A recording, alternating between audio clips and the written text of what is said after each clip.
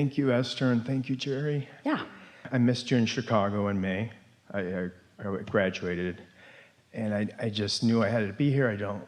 I had to be here because I wanted to show my appreciation for all that you've done for me in helping me to know all that I need to be.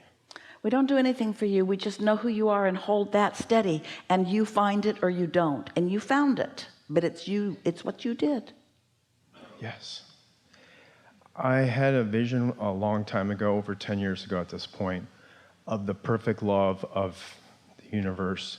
And it came in the form, a visual form of a mother and a father and the unconditional love of my worthiness. And I just really want to, for our people that have gathered here today, the humans who've gathered here today, I really want to have a rampage of worthiness, appreciation, and joy for us, for all of us. I appreciate you, Abraham, for giving us more knowledge about deliberate creation. I like knowing about the laws of the universe, because in knowing about them I understand what's going on. I like knowing that I existed before I came into this physical body, because it makes more sense about why I'm here. I like knowing that contrast is a good thing, because it explains all the smucks that are around me. I like knowing that contrast is a good thing, because I like the feeling of being out of alignment, and so that I know that I'm in alignment, so that I know that I'm out of alignment, so that I know that I'm in alignment. I've enjoyed getting my sea legs, and I like knowing that all of this is there for me to choose. I like knowing that there's a difference between the phase in my life when I'm exploring contrast and finding things that I want and don't want within it, and the difference in vibration between the vibration of asking and the vibration of letting it in. I like knowing that when I'm asking, I'm a different vibration than when I'm letting it in. I like understanding that the question has a different vibration than the answer, and that the problem has a different vibration than the solution. But what I love most is knowing that I couldn't have the ecstasy of the solution without having the experience of the problem. Without a question, without life that causes me to know that there's more and not quite be able to find it, I couldn't feel the satisfaction when I do find it. I love knowing the eternal nature of my being. It makes this moment in time more delicious. Before I understood the eternal nature of my being, then it felt like every moment had to be urgent, because it felt like I needed to be proving something, because I didn't know that I was timeless and endless and eternal. So it felt like I had to just be hard after it all the time, which I think is where struggle and all of that stuff comes from. But now we're speaking from your perspective. Now that I understand that it's about this continual eternal state of becoming, now I can relax and start enjoying more of the moments. It feels so good to be a part of this never-ending, ongoing expansion upward and outward to all that is good. I love understanding that here in this physical body, where the contrast exists that is so valuable, and the contrast that is so valuable causes the expansion and the asking for more.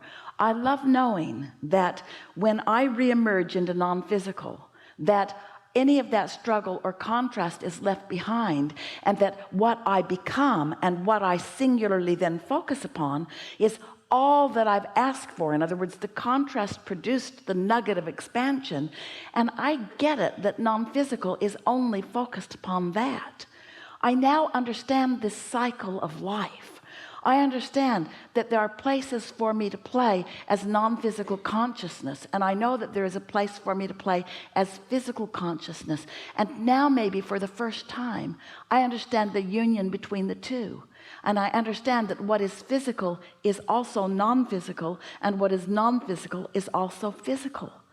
So I understand that in all that quest for goodness and non-physicalness and heaven that I've always been reaching for, that all of that is right here with me, right here, out here on this leading edge in this physical experience.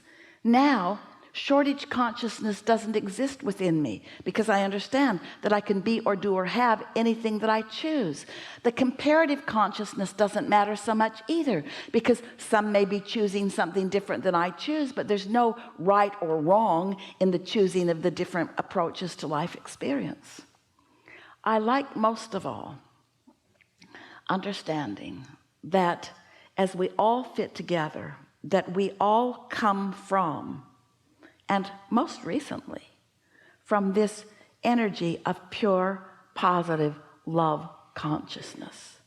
And when I don't do that thing I sometimes do, which disallows me from feeling that, but when instead I quiet my mind, or I focus in a way that is pleasing to me, and I allow my vibration to rise, and I feel the fullness of all that I am, under those conditions, it makes me feel so good as I focus into the conditional world of physical manifestation.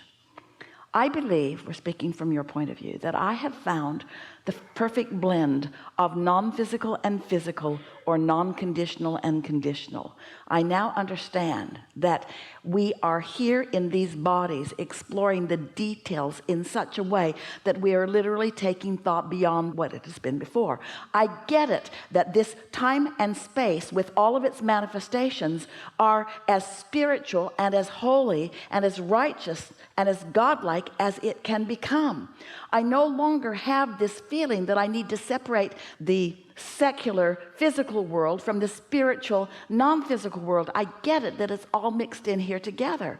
Most of all, I understand that I'm an extension of source energy in physical form, and that the physicalness of that which I am about is the manifestation of the spirit that is really who I am. I finally get it. Religion is fine. It's not something that I now loathe. I get it that people are trying to find their place in all of this. I just like it that I now understand my eternal place in all of this. I like knowing that Source loves me, and I really, really, really, really, really, really, really like to be loved. But even more, speaking from your perspective, I like to love. I like the feeling of love flowing through me, and I want to be more inner being like, because I know that my inner being doesn't need other humans to be likable in order for them to like them or love them. And that's the thing that I'm working on all day, every day. I'm wanting to flow the love that is natural to me, whether the object of my attention is lovable or not, which means I've accomplished this in two ways. I become a really good selective sifter because I can look around and find lovable things everywhere. But the thing that has served me the most is that I don't need a lovable condition in order to love, because I know how to tap into the energy that is love, whether I'm right now in this red hot minute looking at anything that is that lovable or not, because I understand, here it is. There's step one and there's step three, and step one hardly ever loves, it just asks for it. Step one is really the step where I ask for something to like or love. Step three is the step where I'm loving it, where I'm being it. Pretty good, Rampage? Thank you.